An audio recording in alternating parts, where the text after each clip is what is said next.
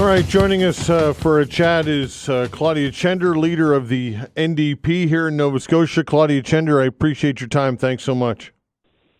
Thanks for having me, Todd. All right, so from your vantage point, are you concerned at all with the response? I guess first and foremost, what are your thoughts to those people involved in all that have been impacted by all this? That's most important.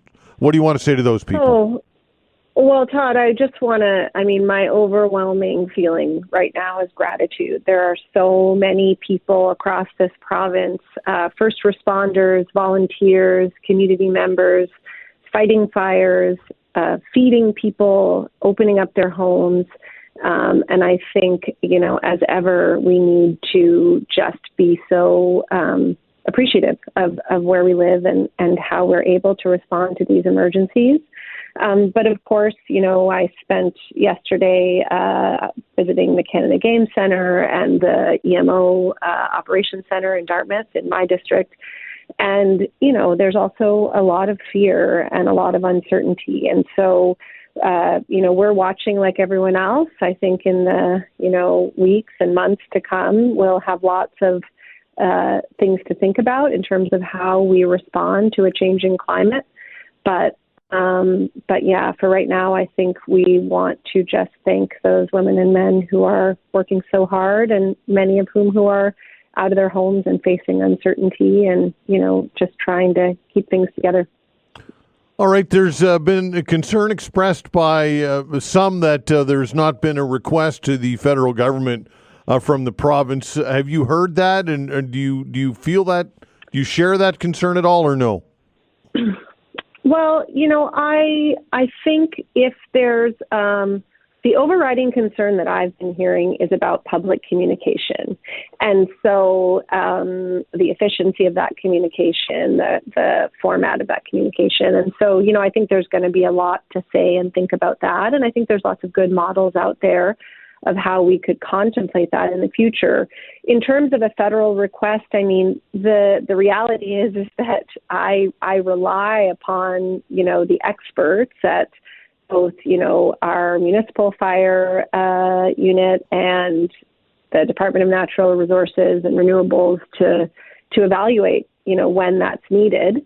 But certainly we are hearing some conflicting messages. So I think that gets back to the communication where, we're having a number of updates on any given day and we're having conflicting information. So like you and your listeners, I did hear yesterday some kind of fire folks saying our resources are exhausted, we don't have capacity.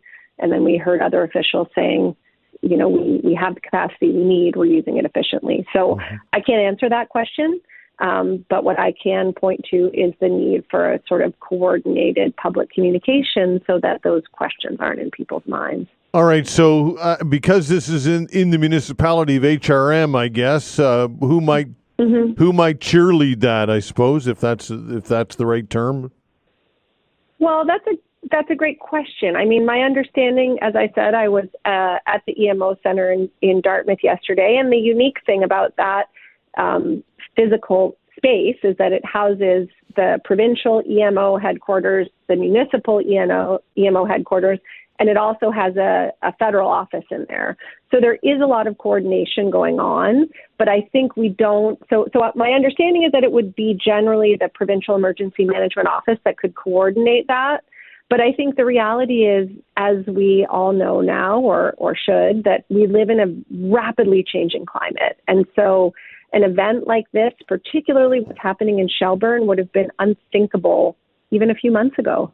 And so I think we're going to have to adapt to the fact, now in a 12-month stretch where we've seen a massive hurricane and a massive fire event, to being able to respond to emergencies in a much more coordinated and efficient and different way.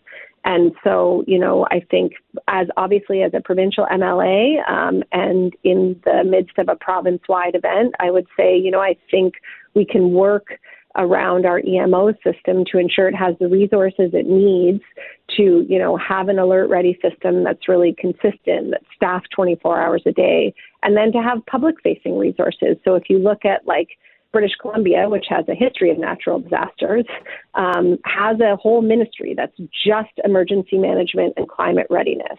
And they have mapping and they have a website. And so as soon as something happens, everyone knows where to go and look.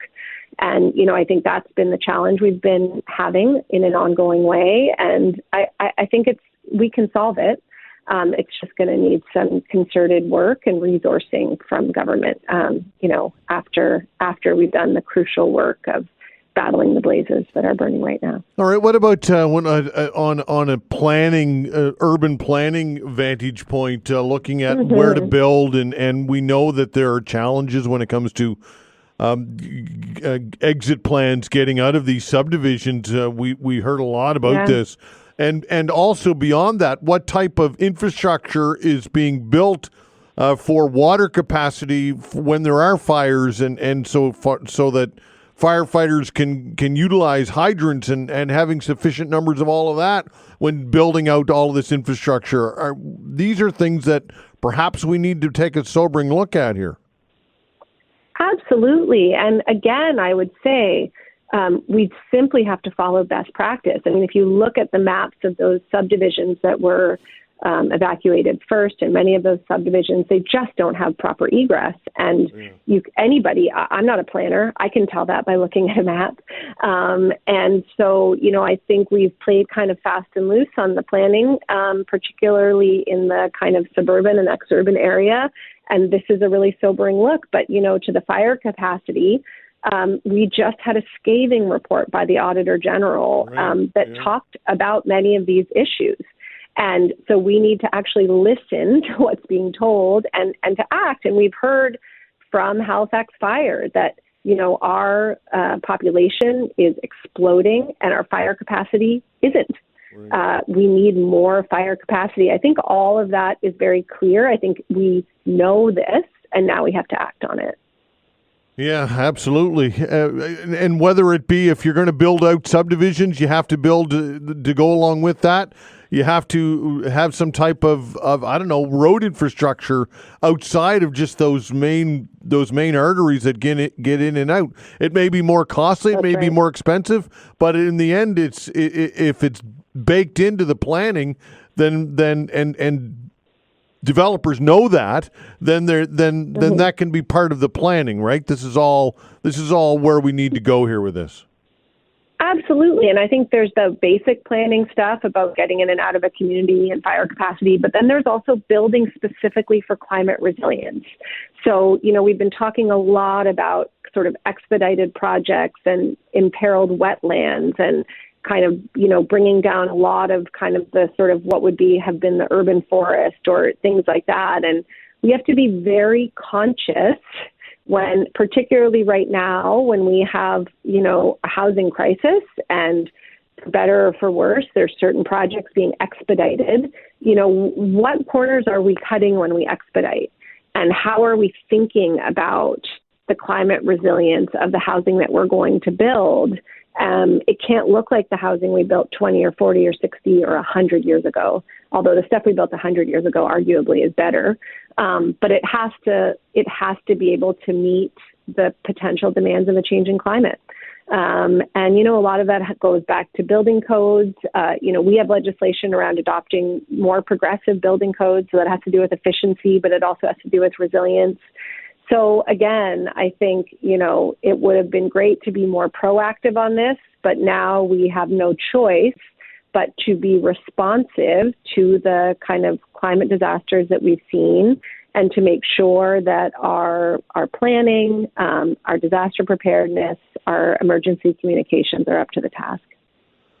Okay, Claudia, I appreciate your time. Thanks so much. Thank you, Todd. All right, take care. Claudia Chender, leader of the NDP. When we come back, a conversation with Mayor Mike Savage. 7.